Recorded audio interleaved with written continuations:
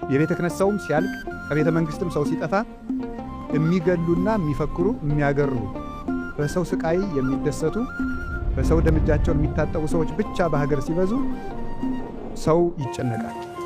የዚህ ጊዜ መፍትሄው ምንድን ነው ሲባል ንስሐ ነው። እግዚአብሔር ብቻ ነው። ሰው ሲያልቅ የሚቀረን የመጨረሻ ገንዘባችን እግዚአብሔር ነው።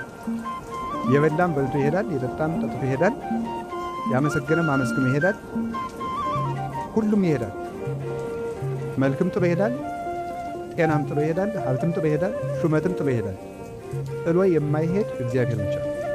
እግዚአብሔር ግን ከልጆቹ ቢጠፉም ቢበድሉም ቢያንሱም ቢያድጉም እግዚአብሔር ሰው በተለወጠ ቁጥር የማይለወጥ ባህሪው አይለወጥም። የሰው የኃጢአት ብዛት የእግዚአብሔርን ቸርነት አይለወጥም።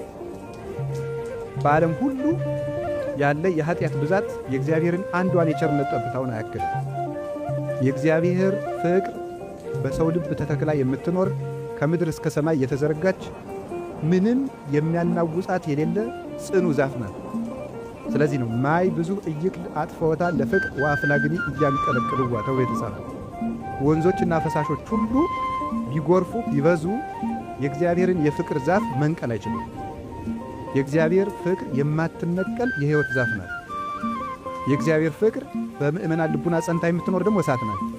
ማይ ብዙ እይክል አጥፈወታ ለፍቅር እሳትነቷን የኃጢአት ጎርፍ አያጠፋትም፣ ዛፍነቷን የኃጢአት ነፋስ አይነቅለው። ጎርፍ የፈለገ ወንዝ በዓለም የኃጢአት ጎርፍ ቢበዛ የእግዚአብሔር ፍቅር ከምድር ላይ አይነቀልም። መመለሱ ከተገኘ ወደ ቤቱ የሚመለስ ካገኘ እግዚአብሔር አንድ ሰው እስኪያገኝ ድረስ ሰውን ለመማር የሚተጋ ይቅር ባይ አምላክ ነው። ስለዚህ አሁን በእኛም ዘመን ስታዩት እንደዚሁ ነው። እንግዲህ ሰው እየጠፋ እየሄደ ነው። በየትኛውም ቦታ ስትሄዱ የሚቆጣ ሰው ተው የሚል ሰው እየጠፋ ነው። ለኃጢአት የሚተባበር እንጂ በዚህ በኩል መልሱ፣ ከዚህ ላይ ረዝሟል፣ ከዚህ ላይ አጥሯል፣ ከዚህ ላይ ጎደለ፣ ከዚህ ላይ በዛ የሚል እየጠፋ ነው። በቤተ መንግሥትም ፍርድ የሚያቀና እየጠፋ ነው። በቤተ ክህነትም ተው በመምህር አምላክ የሚል እየጠፋ ነው። ሁሉ እንደወደደ ይኖራል እና አስጨናቂ ዘመን ነው። ሰው ሁሉ አሁን ጨንቆታል። እንዲሁ ሰውን አሁን ብታገኙት አውርቶ መጨረሻ ላይ ምንድን ነው የሚናገር? እንዲሁ ምንድን ነው የሚሻለን ነው።